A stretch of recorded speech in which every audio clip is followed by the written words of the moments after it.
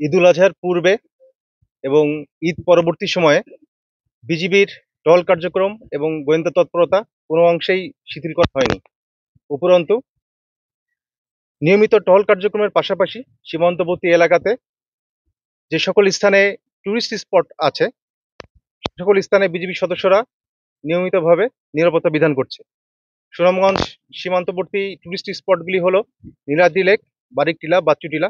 তো এই সকল স্থানে কিছু কিছু ক্ষেত্রে দেখা যায় টুরিস্টরা জেনে না জেনে অনেক সময় শূন্য লাইন অতিক্রম করে, ড্রোন ফ্লাই করে। তো এই সকল অনাকাঙ্ক্ষিত ঘটনা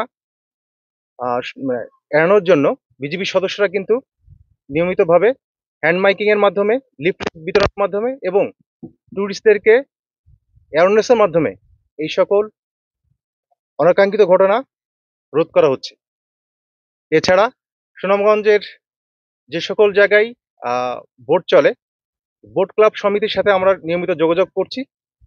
তো সবকিছু মিলিয়ে এই টুরিস্ট স্পটগুলো কিন্তু বিজিবির যে সকল স্থানে আর শূন্য লাইনের কাছাকাছি, সেই সকল স্থানে তারা নিরাপত্তা বিধান করছে।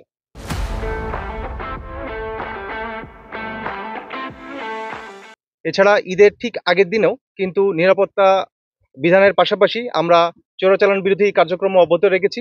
ঈদের আগের দিন আমরা নারায়ণতলা বিওপি কর্তৃক 20 লক্ষ টাকা মূল্যের কসমেটিক্স আইটেম সিজার করা হয়েছে।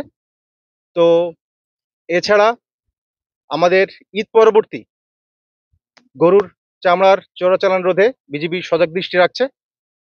তো সবকিছু মিলিয়েই আসলে বিজিবির ঈদের আনন্দ পূর্ণতা পায় সীমান্তের সুরক্ষার মাধ্যমে। তো অপরদিকে পুশিন সংক্রান্ত বিষয়ে বলতে চাই, অন্যান্য সীমান্তে পুশিন সংক্রান্ত ঘটনা ঘটলেও সুনামগঞ্জ সীমান্তে এই 28 বিজিবির দায়িত্বপূর্ণ এলাকাতে পুশিন সংক্রান্ত কোনো ঘটনা এখনো পর্যন্ত ঘটেনি। প্রবাবলি এটি পসিবল হয়েছে বিজিবি সদস্যের অ্যাক্টিভ প্যাট্রোলিং এর জন্য এবং পেট্রোল ইন্টেন্সিফাই করার জন্য। তো সবকিছু মিলিয়ে বলতে চাই সীমান্ত সুরক্ষা এবং চোরাচালান বিরোধী কার্যক্রমে বিজিবি যে কার্যক্রম এখন বহাল রেখেছে সেটি সর্বদা অব্যাহত থাকবে।